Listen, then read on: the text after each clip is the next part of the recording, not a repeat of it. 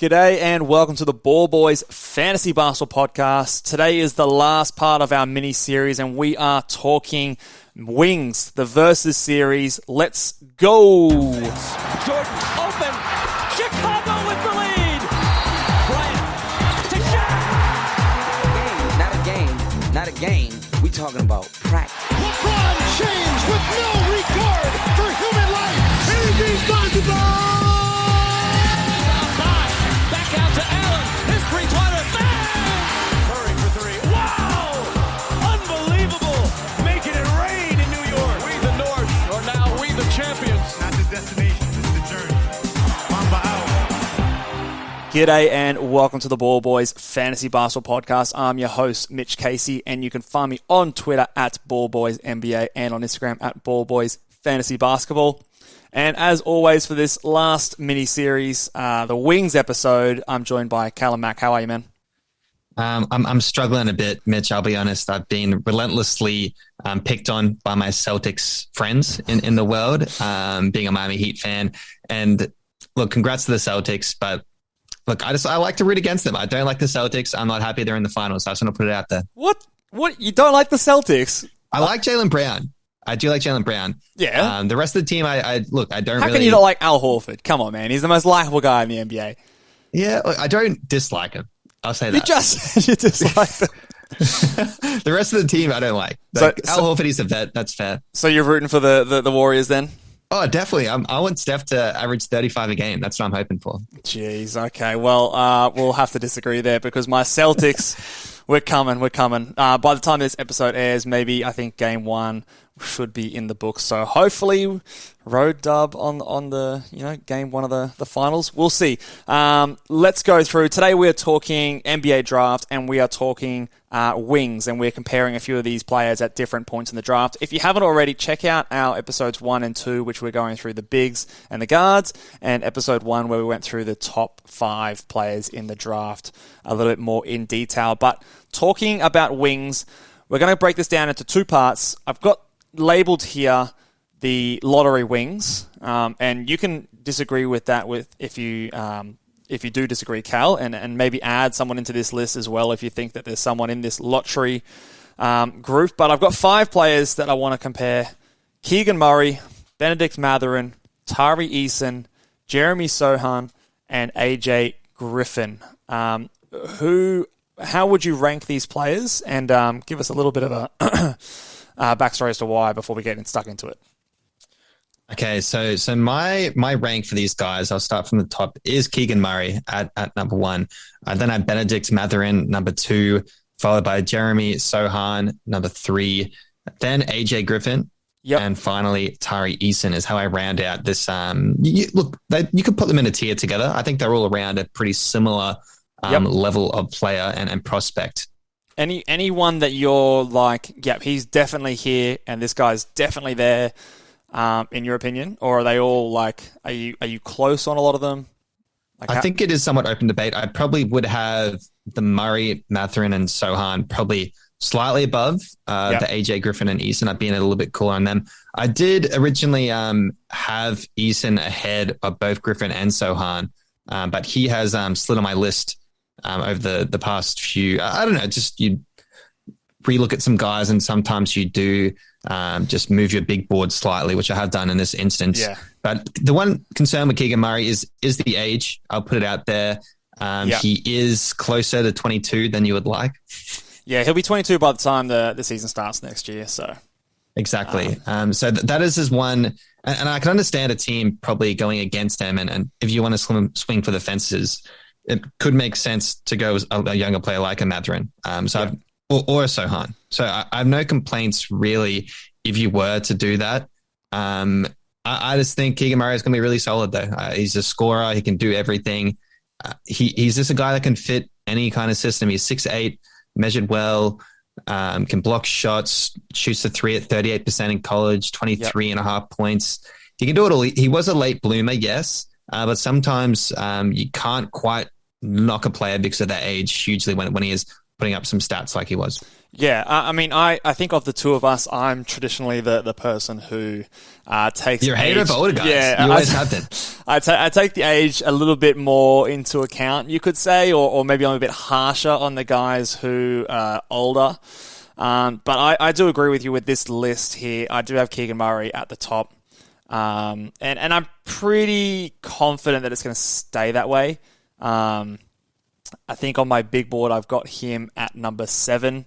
He was at number 6 for a little while, but I have just recently moved Dyson Daniels ahead of him. But he's pretty comfortably a top 7 player for me in this draft.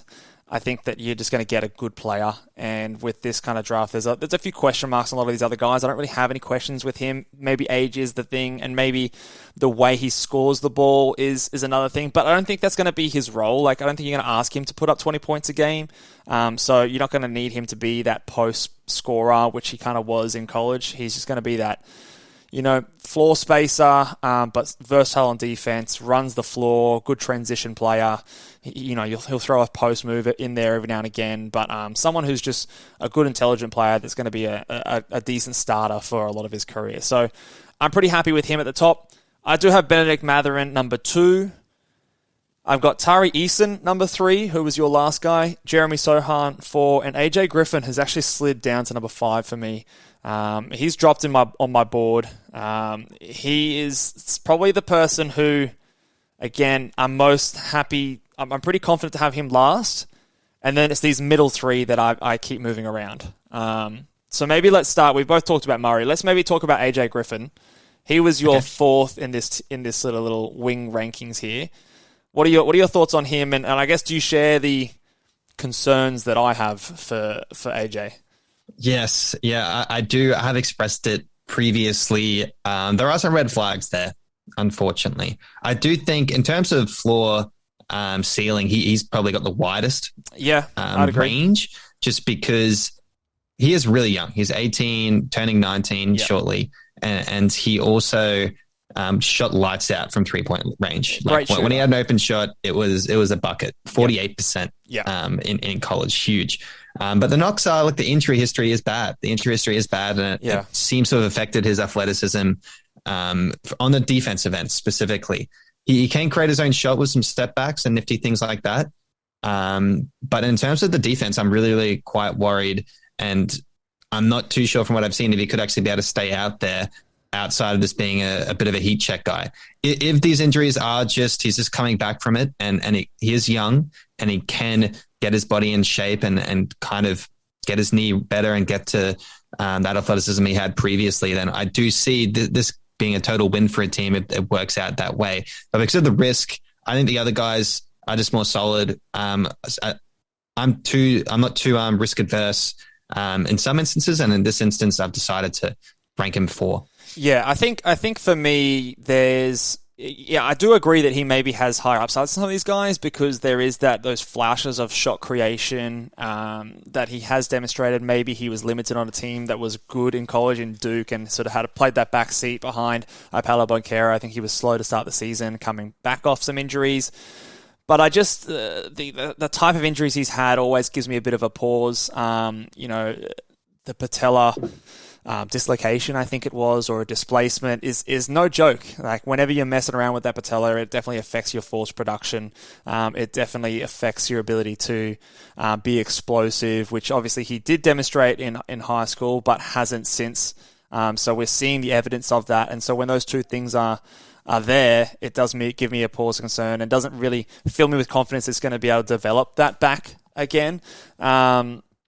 And he's a good shooter and he's young, which is why I think he's still in this tier. But for me, I think you need to be more than just a shooter. You can't just be someone who can put up shots, because there are a lot of players in the NBA that are good shooters that, are sort of like your 7th, 8th, 9th man.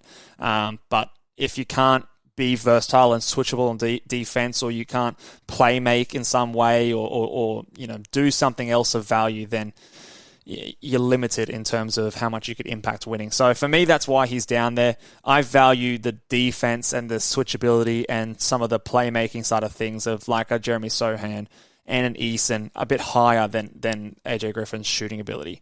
The only thing that gives me pause about Tari Eason is the fact that he is 21. He's the second oldest outside of Keegan Murray on this list. But this guy, I don't know. I really like me some Eason. He's becoming a my guy in this draft. I think he's got a higher potential than people are giving him credit for. He's, could be a really good defender in the NBA. His steal and block rate are really, really high.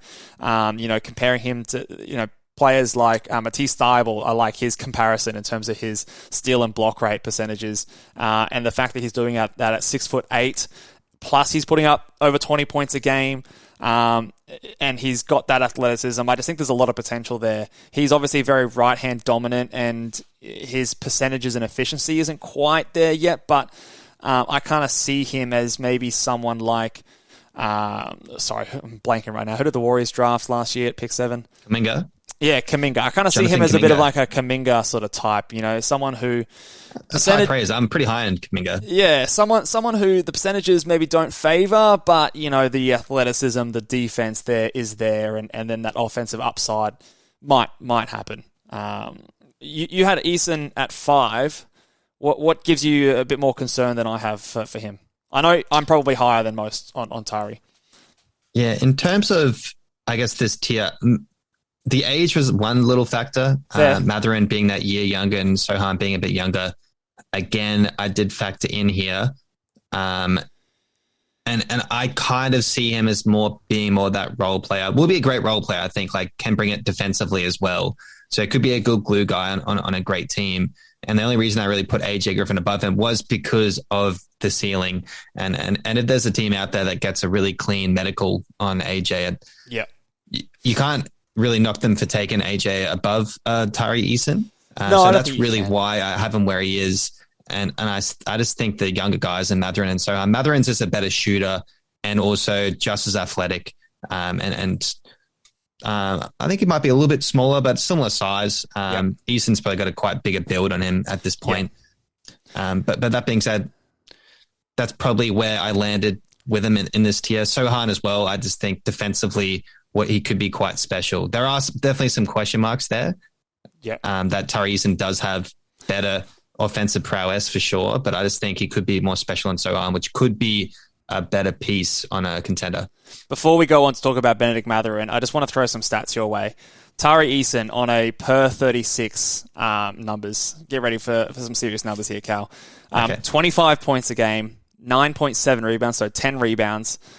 Sure, okay, he only had 1.5 assists. We'll ignore that. But, 1.6 blocks and 2.9 steals. This man, those are some numbers. Those are some numbers right there. And, especially when we put our fantasy hats on and our dynasty hats, if this guy can get himself into a good situation where he has the opportunity to get some minutes early, I like me some Tari Eason in dynasty leagues. And I think, maybe he goes 12 to the OKC Thunder, and, you can replace someone, he can be their 4 moving forward if they go with someone like a Chet Holmgren. I think that he is someone that can definitely make a lot of noise in dynasty leagues. But let's move on to that last guy that we haven't talked about. 2 guys we haven't talked about. I want to get your opinion on Jeremy Sohan. He ranked somewhat highly, number 3 in that little list there for you, Cal. He did. He's moved up my board. He was originally... He seems to be rising in a lot of other draft boards out there. Sohan and Eason have flipped for me. I did have Eason at 3 when we first did our initial big board, but he has flipped just because, as I said, touched on before, he could be special on the defensive end. He can guard pretty much 1 through 5, especially in small ball lineups. The one thing I am a bit worried if he can actually stay in the court in, let's say, a playoff series, and if he doesn't have some kind of offensive weapon and they just leave him with heaps and heaps of space, I am worried.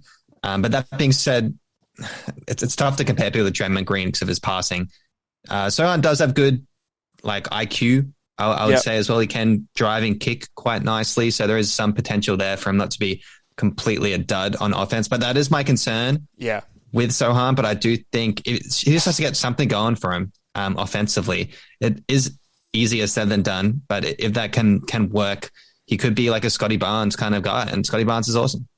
Yeah, Scotty Barnes is awesome. I think he's obviously a much more advanced offensive player than a Jeremy Sohan. But I do like him, and I think that he is someone that if you told me that he's an all-star and he's, a perennial all-defensive player, I wouldn't be totally shocked.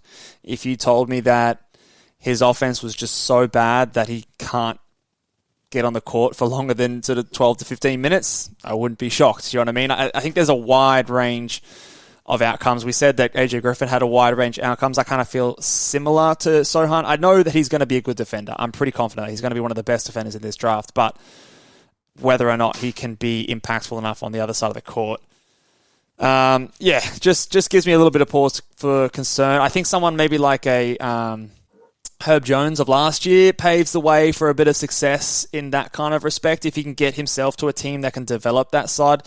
So, we talk about the Pelicans as one of those guys, as teams that develops the jump shot really well. They won't get a chance to draft him, but Raptors or another team that is good at developing their young players, I think that would be the best pathway for him to become a successful player. The last player we're going to talk about here is Benedict Mathurin. We both had him at number 2. I think that's correct, after Keegan Murray. Yeah. What are your thoughts on Benedict Mathurin? How close is he to the top guy versus the guys behind him? I actually really like Benedict Mathurin. I'm not going to complain if you decide to get him over your Murray. I'm pretty comfortable putting him. You could really flip those guys, and I have no complaints. I think he's a super, super solid, great 3-point shot. Looks really nice when it goes in. We'll talk about that in a second. Okay, we can, but and just like a great defender and really, really athletic.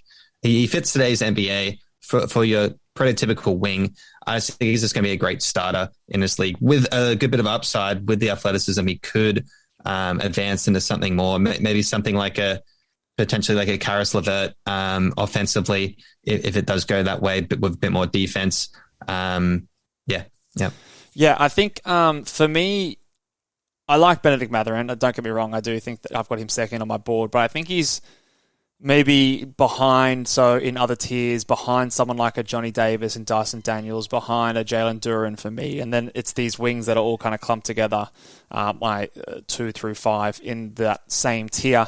I think you said that he's a great 3-point shooter. I don't know if he's a great 3-point shooter. I think he's maybe a serviceable 3-point shooter. But if you compare him to someone like AJ Griffin, for example, or someone earlier that we discussed, like, Chet Holmgren or, Jabari Smith, I definitely don't think he's on their kind of level. He has the ability to, I think he plays better in a fast-paced tempo. Like, he's an athletic guy. He's a bit of a heat check guy. But if the game starts to slow down, I do worry about his offense in like the half court. And whether or not he'll be effective in a slower pace kind of game. But what I do like the fact that he's 20 years old. He's super athletic, like you said. He's real bouncy. And he does have a little bit of like a pick-and-roll ball handler scope to improve there. Bit of playmaking, bit of self-creation ability that I don't think these other guys really do have. So in terms of being the best scorer of this group, I can definitely see him having that highest upside of the players that we've talked about. And so if you're looking for that, then I think that could be something that if it all comes together, I could definitely see him being the highest guy in this group. Yeah, exactly. It can be smart to bank on the athleticism, especially when you do have signs like that. So if you can blow by a guy with a good bit of moves included, it could end up. There's a high ceiling, is I guess what I'm trying to say. There definitely could be a high ceiling there. Do you have a comp for Benedict Mathurin? Someone that you think? Well, what I mentioned before, I think it could be a slightly better defensive Karis LeVert if the offense does kind of click. Because I will say Karis LeVert would 100% would have been an all-star that one year until he went down and D'Angelo Russell kind of stole the Nets all-star from him because they were like a 4th or 5th seed. He was the leader of that team before he went down. And they didn't quite get enough games in. Yeah. But he's a great player. He's put up 40 points in playoff games before Karis LeVert. Yeah. He's just had some injuries. Unfortunately, that's really been quite his downfall. Yeah, I think that's not a bad comparison. Let's move on to the next group of wings. And this is where they all really start to clump together. There's a lot of guys here. And I think half of this draft is just wings. Well, at least half the first round.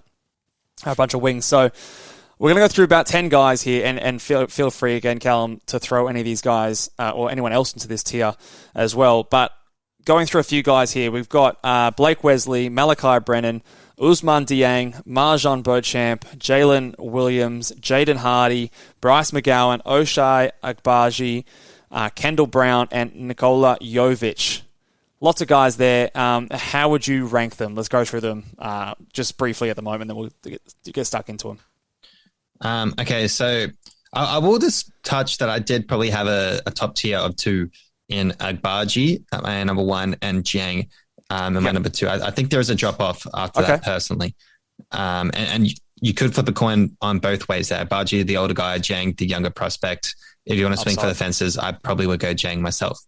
So after that, I then go to McGowan, another kind of swing for the fences kind of guy, followed by Hardy, then Wesley, all very similar guys. Yep. And then Brennan, followed by Kendall Brown, followed by Jalen Williams, then your boot camp, and then lastly, Nikola Jovic. Yeah, okay. We both agree on the last guy. lots of variance in this range. I have Jovic last in this ranking, so at least we can agree on one thing here. But I was kind of expecting this. I think that this is a horses for courses kind of range of the draft. This is like the guys that you like, the guys that bring the things that you value, kind of range. So it is tough. So for me, I've got in my top. In saying that, these guys, except for maybe Jovic and Kendall Brown, and actually, I'm not a big fan of Bryce McGowan as well. I'll say those are my bottom 3. The rest of them are all in a very similar tier. So I've got Malachi Brennan, Blake Wesley, Marjon Beauchamp, Ousmane Dieng, Jalen Williams, Jaden Hardy, and O'Shea Agbaji rounding out that tier. I'm dropping a little bit on Agbaji. I know that he's your guy. I think we mocked him to 10, I think, in our last mock draft. Not a move that I would have made, but I can definitely see it happening. I think he is higher on consensus than I am. He's a high floor, low ceiling kind of pick.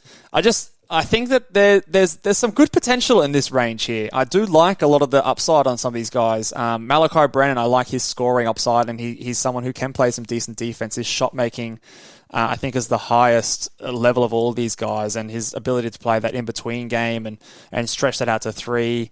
There's a lot of really long wings here, really big wingspans, especially in players like Blake Wesley and Jalen Williams that I really do like.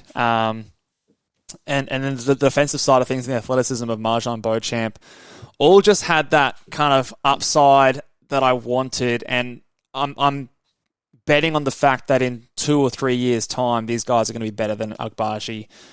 Just the fact that he is 22. And they do provide similar things with maybe a bit more upside, would be the reason I've got them there.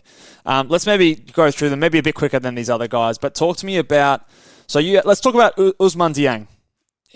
You said he was a bit up the top there. What do you think his actual ceiling is? Because he's a really tough guy to peg down. I can see him as a pretty good knockdown shooter from the perimeter and can also play make. I think he's too small, doesn't quite have the physical capabilities to really get in the paint and do a lot of damage there.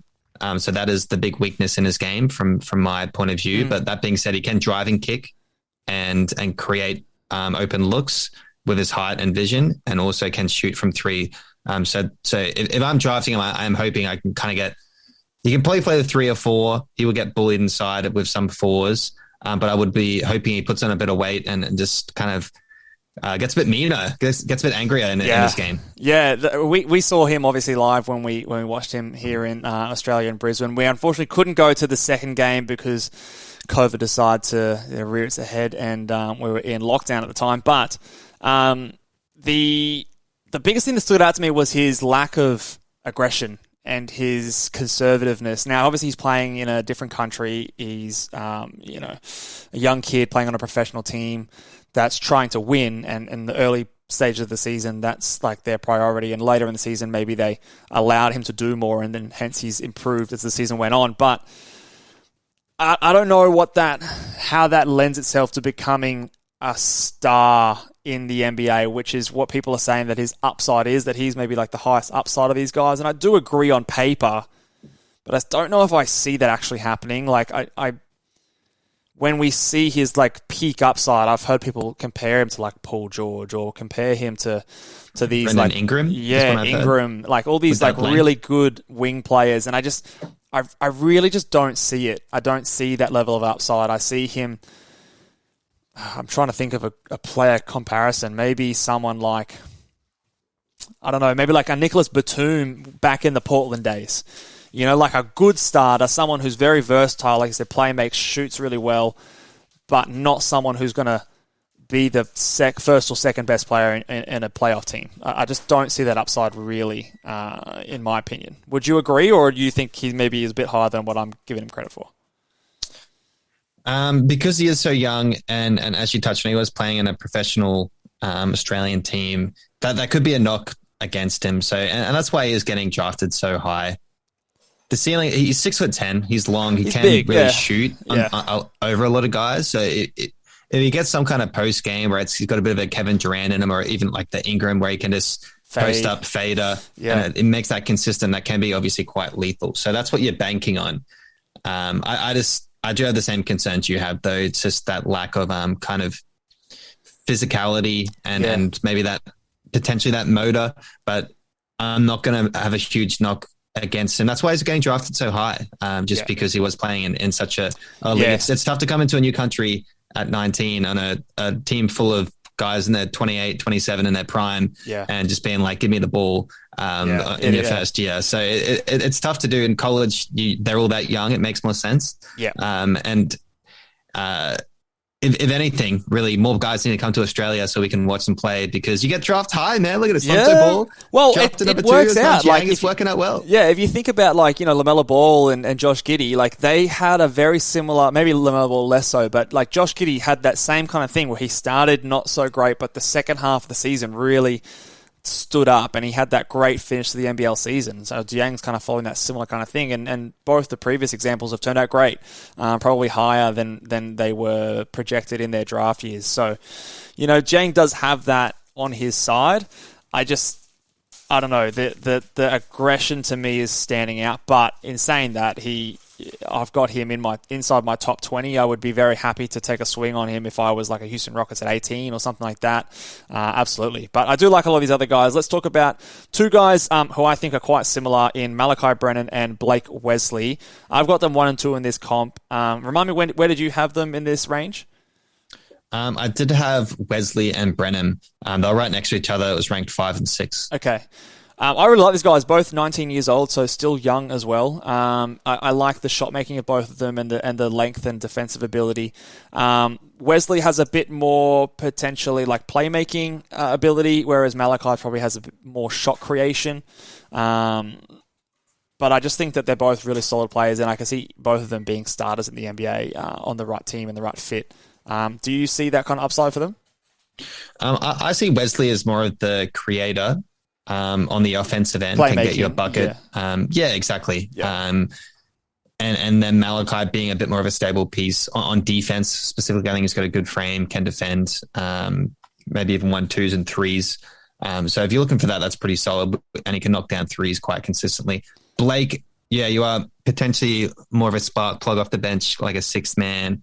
If he does blossom into a starting role, I do think he's got more of a scoring nature. When he gets it, he does want to cut and do some pretty crafty things. He does need to work on his 3-point shooting, which is a bit of a knock against him. So I do think Brennan does have that 3-and-D title a bit more. And Wesley does have more of that sixth man kind of pedigree. Yeah, I agree with that. What are your thoughts on someone like a Jalen Duren, who is actually gathering a bit of buzz and rising up a few boards right now? He's risen up my board a fair bit on the news that the fact that he's not 23 years old, he's actually only 21. And I think he measured an insane, was it 7-foot wingspan or at least like a 6'11" wingspan? Something really crazy. What are your thoughts on him as I look up his actual wingspan? Who are we touching on? Sorry. Oh, sorry, Jalen Williams. Jalen Williams. Yeah, and that's the JLEN Williams, by the way. I know there's another Jalen Williams in this draft. There's so many bloody Jalens coming to the NBA at the moment. As I find his wingspan, So you're telling me he was apparently 23 and now he's gone down to 21. Usually it's the opposite. Some reason, everyone thought he was 23 years old, but he was like, nah, guys, I'm only 21. And so now everyone's like, oh, shit, let's put him up our draft board. And so that's something that's been really funny in the last little while. But yeah, so he's actually risen up on my board up to number 19, so just sneaking inside the top 20 there behind Ousmane Dieng. What are your thoughts on Jalen Williams in general? Yeah, that's quite interesting because he did put up some pretty good stats in the season. Yeah, we're talking 18 points, 4.5 rebounds, and 4 assists. Good playmaker. About 50% field goal as well. So if you're looking at efficiency, it looks pretty solid for kind of like a bit of a probably shooting guard, but can create as well. That 4 assists is quite nice. So I'm not opposed to him really starting up the draft board. 21 and 23 in age is quite a big difference. Big difference, yeah. I've found his wingspan here. So he's 6'5.75" in shoes, 6'4.5" without shoes in height, and he's got a 7'2" wingspan. 7'2" wingspan for a 6'4.5" guard. That's insane. Like that is insane wingspan. It's like spider territory. We got Donovan Mitchell comparisons. Yeah, like we go back to like our Walker Kessler comparison. He was 7'4" wingspan. He's only got 2 inches on Jalen Williams, who's a full 6 inches shorter than him. That's pretty crazy to me. I think so I think he's measured really well, and the fact that he has that playmaking ability and that shot creation ability, he's got a good mid-range shot, and obviously the wingspan helps his defense. So I actually really like him. The only fact, he still is 21, so he still is on the older side. Slides him a bit behind some of these other guys for me, but he is someone that I would be very comfortable drafting. And comparing him to an Agbaji, I think I would like him over Agbaji as someone who can contribute right away, and then also maybe with a bit more upside. Let's touch on the 2 Ignite guys in Marjan Beauchamp and Jaden Hardy. What are your thoughts on both of those guys, and who did you have first? Remind me. So I had Hardy a fair bit ahead of Beauchamp. Yeah, Beauchamp. Someone tell us who's right with the pronunciation. I don't know. I've watched so many of these videos I can never remember. There's just too many vowels repetitively. Like, come on, we got 5 vowels in a row. Let's give it up a bit. Yeah, come on, man. Let's help us out here. Why Hardy? Why Hardy over Beauchamp? Is it the upside? It is the upside. Yep. It is the upside of what he could become. He did put up about 18 points a game. Great ball handler. Just didn't shoot it too well. And that's kind of one of the knocks. And he did have the ball a lot. Maybe with a bit more space in the NBA, he does have the flashes of athleticism and shot creation there. So it could click for him, as opposed to your Beauchamp, who does have the size and frame a bit more and suits more of that kind of 3-and-D body, is athletic as well, got about 1.6 steals a game, but there is more of a project, I think, there in terms of just getting a bit more of a knockdown, reliable shot. Yeah, I can't really knock it too much. I think I'm just prioritizing the defense over the potential offense in Jaden Hardy and sort of what I prefer. And I think that Jaden Hardy, I have my doubts about his ability to reach that upside. I do agree that he's got the higher upside than Beauchamp, but I just don't know if I see it actually eventuating. Last guy I want to really touch on here, Bryce McGowan. I think we've got a big difference between your thoughts and my thoughts. I'm down on Bryce McGowan. Sell me him and why he should be. Was he like top 3 or 4 in your list? He was my third. He was my third selection here. Okay, he was my 8th in this range, so I think that's probably the biggest discrepancy. Why are you in on Bryce McGowan? He's got some flashes, man. I'll be honest, it's purely on upside. He is totally an upside pick. He's super skinny, really needs to put on some weight, does take some stupid shots sometimes. I'll be the first person to say it. Didn't get many assists. This is a bit of a bucket getter. But that being said, athleticism is there. Ball handling looks pretty special. And based off that criteria, he could be a bit of a 2 guard. He's got the size as well. He's a bit over 6'5". Yeah, and he's got the length. I know you love some long wingspans. I do. Yep. The wingspan so based on that good. prowess, that there is some potential. He's young and only 19 and a half as well. There is some upside, which is why I've got him. He definitely is more of a project though. But I weirdly am attracted towards the Bryce McGowan. Yeah. This is my... who did the Hornets draft last year? I'm blanking again. The Hornets, they picked up 2 bigs in JT Thor and that other Texas big man. I can't believe I'm drafting. Kai Jones. No, there was a guard they drafted as well who everyone was hyping up. Far out, I'm blank. Oh, James Bouknight. This is my Bouknight. Oh, Bouknight. Yeah, true. They get Bouknight as well. Yeah, this is my Bouknight where everyone I think is keen on this guy's upside, and it's the shot selection. It's the Bouknight was more polished. Yeah, I actually prefer Bouknight than McGowan. I think. Which I don't know if you've been listening to us since last season, probably says something. The shot selection just does my head in with this guy. There's no defense, and you're not going to come into the NBA, and he's not going to be the number 1 option. He's not going to be the number 2 option. So if that's your primary skill, I need to see something else before I'm willing to draft you in sort of the mid first round. I'll take him in the late first round. I think there's a really flat kind of range about that point in the draft, but I've got him sort of like mid-20s on my big board, as opposed to some people I see him more in the teens, like, late lottery even I've seen as high as. But there's too many concerns and the things that I don't want to see in a player drafting it at that point for me to take the swing. Yeah, he may have the upside, but his upside is what, I don't know, Jamal Crawford or like a spark plug off the bench. I don't see him being a number 2 option on offense on a good team, really. Which is, with the deficiencies that he has, you'd want him to sort of see those heights. If that makes sense. I think the best case scenario for him could be maybe a Zach LaVine if everything goes completely right. He's not going to be Zach LaVine. Are you? Oh. And take some stupid shots sometime. Well, when he first came in the league, similar kind of height and length. Like, he was real lanky at 6.5, 6'5". It's just obviously doesn't have quite the hops. I mean, Zach LaVine was an absolute tier of his own in terms of the hops there, but. Yeah, shot creation. As I said, absolute ceiling would be Zach LaVine if it all works out for him.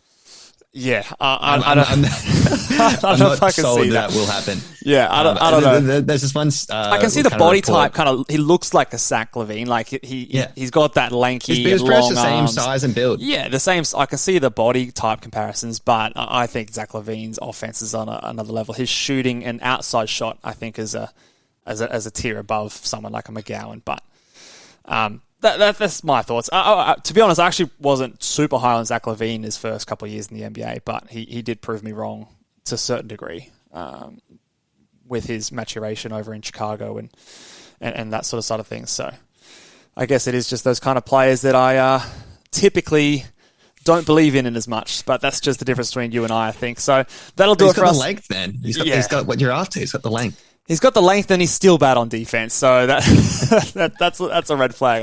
I don't know if that's a negative or a positive, but that'll do it for us today, guys. Let us know what your rankings are for all these players down below in the comments. Give this video a thumbs up and stay tuned for more draft content. We're going to have some more mock drafts coming up. Our My Guys are coming as well. So stay tuned for that and we'll see you guys next time. Bye.